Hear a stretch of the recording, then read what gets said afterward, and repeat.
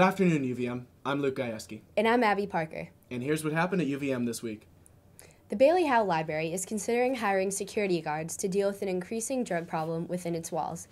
In the fall 2013 semester, there were reportedly 3 times as many drug-related incidents and overdoses than from all of fall 2010 to spring 2013, the biggest drug of concern being Adderall. According to our sources, hiring security guards is a possibility, but it's not a likely solution to the problem. The library staff is currently exploring other options to deal with the growing drug issue. Thanks, Abby. With the Sochi Olympics opening today, we wanted to pay tribute to some of the incredible young men and women from our school that will be participating this year. The University of Vermont is proud to have been supplying Olympic athletes for the Games for over 58 years. Skiers, skaters, and hockey players have participated in 16 consecutive Olympics. This year, the Sochi Games will be no exception. Chris Freeman, class of '99, will be skiing cross-country for the United States. Chris is one of the most successful cross-country skiers in the United States, despite his having type 1 diabetes. Martin St. Louis, class of '97, will be playing for the Canadian men's hockey team. Patrick Sharp, class of 2002, will also be skating for the Canadian men's hockey team and is currently a member of the defending Stanley Cup champions, the Chicago Blackhawks. Lowell Bailey, class of 2005, will be competing in his 3rd Olympic biathlon this year. Finally, Ellie Tyrwheel, class of 2015, will be taking some time off from her studies here to compete for Team USA in the Alpine races. All 5 Catamounts will be competing in the U.S. and Canada from February 7th through the 23rd, and we'll be sure to cheer them on. I am very proud of anyone from UVM going to the Olympics, especially those on Team USA. Absolutely. It'll be exciting to watch them. It sure will.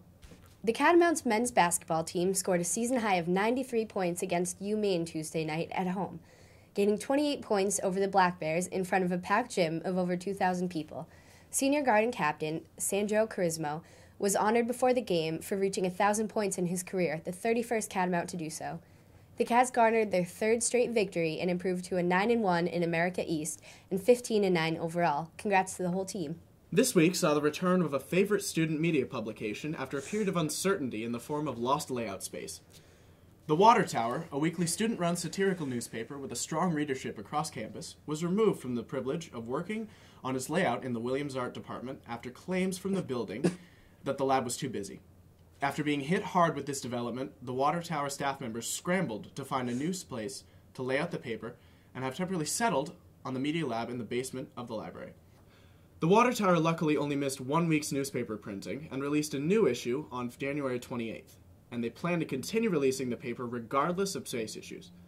Features of the Water Tower include the popular columns I Want You So Bad and The Ear. You know, I'm always a big fan of the Water Tower, and I'm glad to see them back on their feet. And as a member of UVM TV, I can definitely empathize with being kicked out of a space and moved into a basement. I know how you're feeling. Mm-hmm. And it's nice to see him back. That's all we have this week, UVM. But before we go, we have one more thing to share. This week, UVM lost one of our own. Kendra Bowers, a 19-year-old sophomore in the Rubenstein School, died at Sugarbush this weekend due to a tragic skiing accident. On behalf of everyone here at Newsday, we send our deepest condolences to her friends and family. See you next week, UVM.